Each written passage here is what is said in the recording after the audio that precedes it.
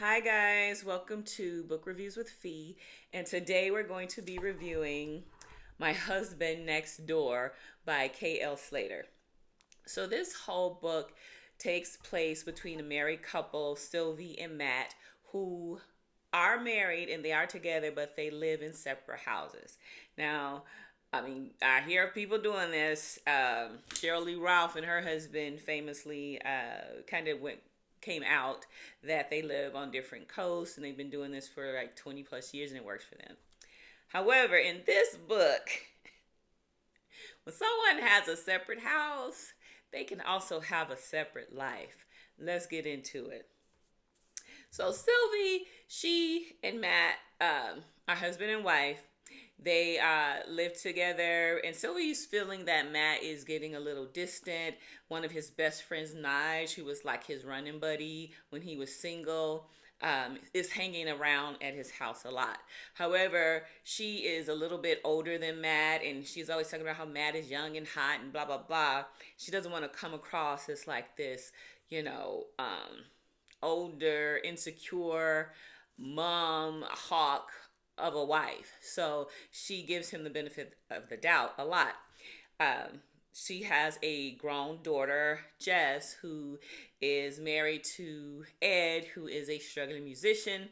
They just have a baby, and Jess is struggling with new motherhood.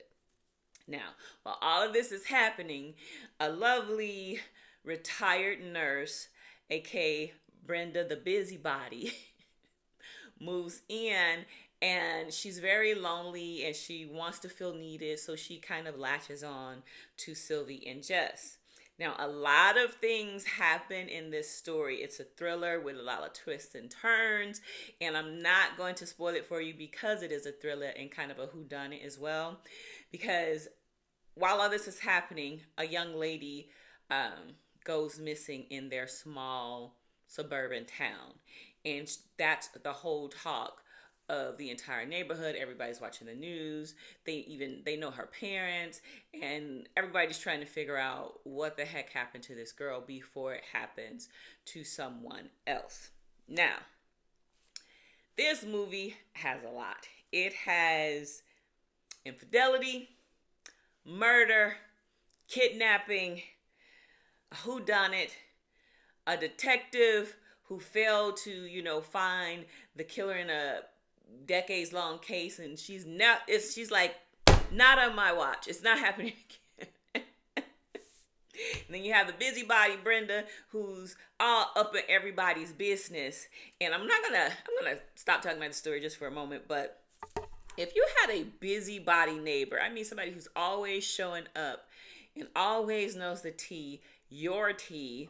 However, their nosiness saves you from, let's say, this doesn't happen in a book, but they're always watching your house. So then they notice when someone's trying to break in, they're able to call the cops, and then, they catch the thief. And then you're talking to her, you're like, well, how did you even know? And she's like, well, I just happen to be watching your house.